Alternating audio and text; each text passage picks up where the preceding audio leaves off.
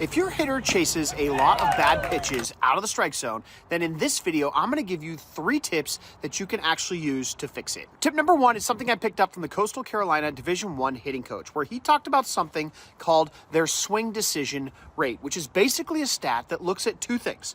When your kid gets a strike, do they swing at it? And when your kid gets a ball, do they take it? And when I heard him explain this, what he said was that for a hitter to be good enough to make their team, their swing decision rate needed to be 87% good decisions or higher. So as an example, they had a first-round draft pick this last year, Caden Bodine, whose swing decision rate was 92%.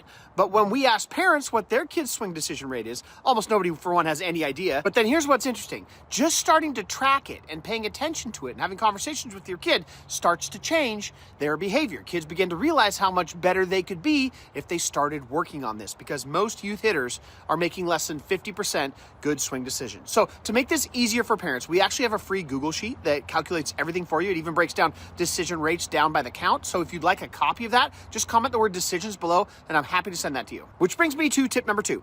End every hitting session with a randomized A-B decision round, where you're training the skill of swinging at strikes and taking balls. So one way we like to do this is with a junior hack attack drill, where we set it up so that if we throw a foam ball through the machine, it spits out a fastball for a strike. And if we throw a regular baseball, because it's heavier, it comes out about 10 miles an hour slower and lower and out of the zone. So if we set the height correctly, now the fastball's a strike and the slower pitch becomes a low changeup for a ball that they're supposed to take. So that lets us work off of laying off of those low changeups, which is, of course, one of the hardest swing decisions to train in hitting. Now, even if you do both of those things, there's still one stat most people don't know about, which determines how long your hitter can wait before they actually have to make their decision to swing. So this is called rotational acceleration, and it can be measured on a bat sensor, where it measures how many G-forces a hitter can generate in their swing. And here's why it matters. If your hitter generates less than 10 G-forces, they have to decide whether to swing very early and out by the pitcher. If they can generate 10 to 20, then they get to wait a little bit longer. And if they can generate 20, they can wait even longer before committing. And the longer the hitter can wait,